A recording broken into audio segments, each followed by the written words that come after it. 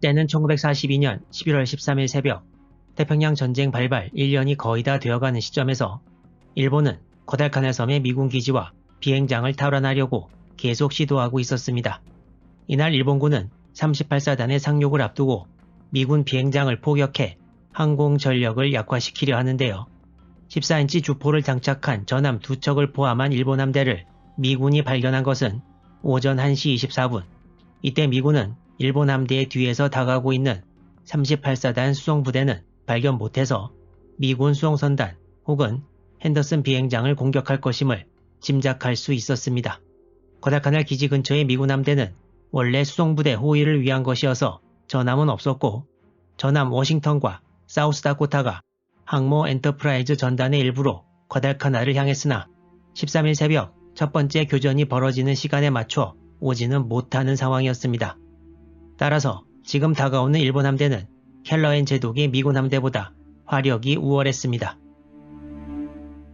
과달카날을 향해 오는 일본 함대는 도중에 강력한 열대성 스콜을 만나서 기록에 의하면 사보섬 근해를 지나면서도 사보섬이 육안으로 보이지 않을 정도였고, 구축함 부대와 나머지 함들 간의 연락이 원활하지 않아 함대 대형에 혼란이 생기고 맙니다.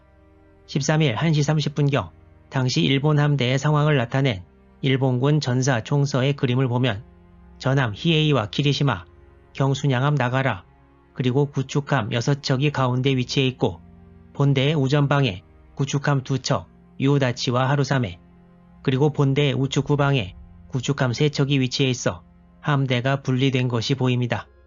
이전에 나왔던 오전 1시 24분은 미 함대 레이더가 일본 함대를 처음 포착한 시각이었고, 6분이 지난 오전 1시 30분에는 일본 함대가 핸더슨 비행장 포격의 좌표 결정을 돕기 위해 과달카날 섬에 일본군이 비춘 조명을 보고 비행장 사격 준비 명령, 포전, 목표 비행장이 하달되었습니다. 이 시간까지 일본 함대는 미군 함대를 발견하지 못했다고 기록되어 있습니다.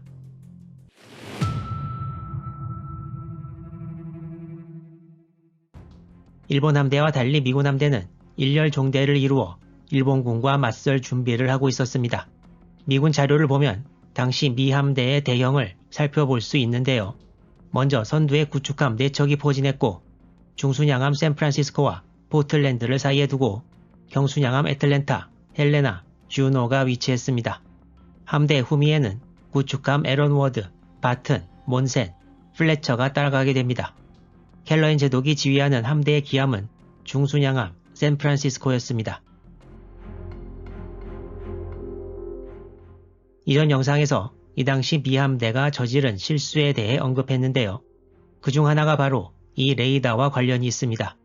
이 레이더는 SG 레이더라고 불리는데 미 해군이 그동안 써오던 SC 레이더보다 성능이 우월하고 적함 탐지 전용으로 1942년부터 시작해서 1943년에는 SC 레이더를 전부 대체하게 됩니다. 이날 미군 함대 함정 13척 중에서 5척이 이 신형 레이더를 장착하고 있었는데요. 성능이 좋은 레이더를 달고 있는 함정이 대열의 맨 앞쪽에 위치하지 못하는 바람에 일본함 탐지에 불리하게 작용하게 되었습니다. 전체 함대를 지휘해야 할 켈러엔 제독의 기함 샌프란시스코에도 SG 레이더는 없었습니다. 또한 켈러엔 제독은 이날 휘하 함장들과 자신의 작전 계획을 공유하지 않았다고 합니다. 이러한 실수들은 이후 전투에 어떻게 작용하게 될까요? 오전 1시 24분에 헬레나의 SG 레이더가 일본 함들을 포착했을 때 양쪽 함대의 위치는 이 정도. 13분 뒤인 오전 1시 37분 미 함대는 이 정도 위치에서 일렬로 북쪽을 향해 항진을 시작했고 일본 함대는 이 정도 위치까지 도달해 있었습니다. 이때 복수의 미군 함정이 일본 함대를 탐지했지만 일단 이 함대가 같이 싸워본 적이 없다시피 해서 통제가 잘 안되는 상황이었습니다. 육안으로 보이지 않는 일본 함대를 미군 레이더가 계속 발견해서 정보를 기함에 전달했지만 각함 간의 무선 통신에 통제가 전혀 안되어 기함에서 제대로 된 상황 파악을 할 수 없었습니다.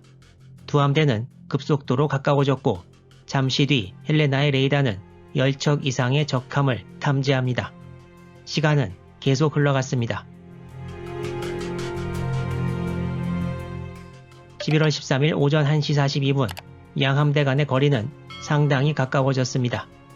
미 함대의 선두에선 구축함 쿠싱은 좌연에서 우연으로 진행하는 일본 함정들을 목격합니다.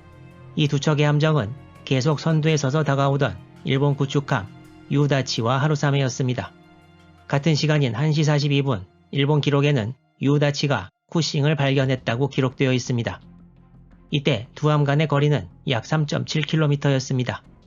쿠싱은 일본 함의 어뢰를 발사하려고 좌연으로 선회하나 일본 함들이 빠른 속도로 빠져나가서 다시 제자리로 돌아옵니다. 이때 미군 함대의 함정 간 통신 내용을 보면 함대 전체가 그야말로 혼돈 상태였다고 합니다. 1분 뒤인 오전 1시 43분 일본 전함 히에이에서 미군 구축함들 뒤에 있는 순양함들을 목격하고 적함대 발견 소식을 전 함대에 타전합니다. 10여 분 전까지만 해도 미군 함대가 없다고 생각했던 일본 함대는 갑작스런 미군 함대의 출현에 경악했다라고 기록에 나와 있습니다. 처음 발견 이후 두 함대 간의 거리가 급속도로 가까워지는 사이 두 함대 중 어느 쪽도 특히 미군 함대가 먼저 발견하고도 사격을 시작하지 못해 중요한 시간을 낭비한 셈이 되었습니다. 당시 일본 전함들은 비행장 포격을 위해 철갑탄이 아닌 삼식 통상탄을 장전하고 있었는데 갑자기 나타난 미군 함대를 상대하기 위해 다시 철갑탄으로 바꿀 시간은 없다고 결론 내렸습니다. 시간은 더 지나고 이제 미군 함대가 일본 함대 사이로 들어가기 시작했습니다. 미군 공식 기록에 오전 1시 45분 상황이라고 나와 있는 이 그림을 보면 계속 전진하는 미군 함대가 나뉘어져 있는 일본 함대 사이로 들어가는 것이 보입니다. 오전 1시 48분 켈러앤 제독은 이런 상황을 눈치채고 양쪽 일본 함대를 모두 상대하기 위해 홀수번함은 우현으로 짝수번함은 좌현으로 사격을 시작하라고 명령합니다. 그렇지만 이런 홀짝 번호 자체가 미군 작전 계획에 없는 내용이었고 다른 곳을 겨냥하고 있던 함정은 다시 포를 돌리는 등 혼란이 이어졌습니다. 같은 시각 일본 전함 히에이와 구축함 아카츠키에서 탐조 등을 순양함 애틀랜타에 비추고 미군 함대에 대한 일본 함대의 사격이 시작되었습니다.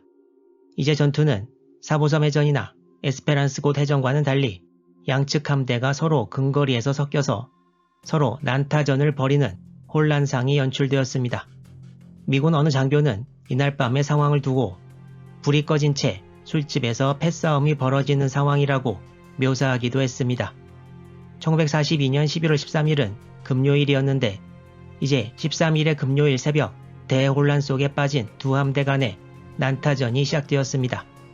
이후의 전투는 양쪽 함대가 공히 혼란 속에 빠져 치루어졌고 많은 교전이 동시에 일어나서 과달카날 전사의 권위자인 리처드 프랭크, 2차 대전 미 해군 공식 전사를 간행한 세뮤얼 모리슨도 정확한 시간 순대로 전투 경과를 기술하는 것이 불가능하다고 말했고 각 함별 전투 상황과 결과를 따로따로 기술하는 방식을 택하고 있는데요.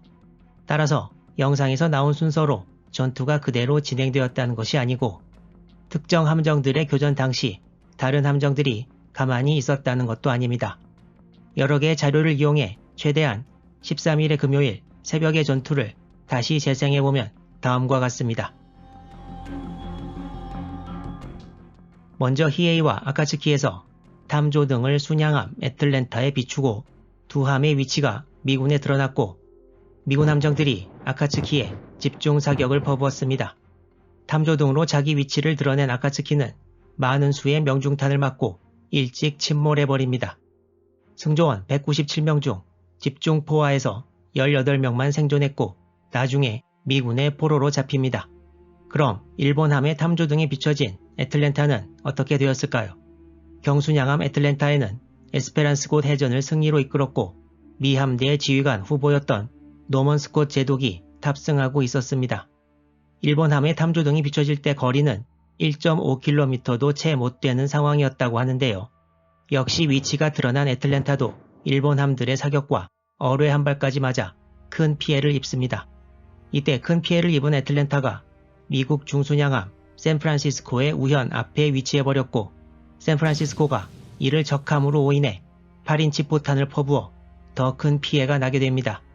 8인치 포탄은 애틀랜타의 장갑이 얇아 폭발하지 않았지만 큰 화재를 일으켰고, 이 와중에 노먼 스콧 제독과 참모진 4명 중 3명이 전사했습니다. 복구 불가능한 피해를 입은 애틀랜타는 전열에서 이탈하게 됩니다. 애틀랜타는 670여 명의 승조원 중 이미 3분의 1 이상의 사상자가 났고 훌륭한 지휘관도 잃었습니다.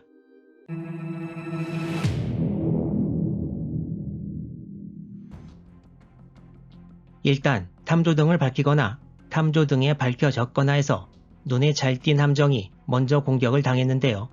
비슷한 경우가 미 함대의 선두에 섰던 구축함 쿠싱이었습니다. 쿠싱도 일본 함들의 집중 사격을 받아 일찌감치 기동 불능이 되어버리고 말았습니다. 그리고 쿠싱 다음으로 오고 있던 미 구축함 레피, 스테럿, 오베넌이 일본 함대 쪽으로 돌진합니다. 이 구축함들의 목표는 일본 전함 히에이였는데요. 히에이는 9개의 탐조등을 밝히고 있었고 크기가 커서 여러 미 군함들의 사격 목표가 되었습니다.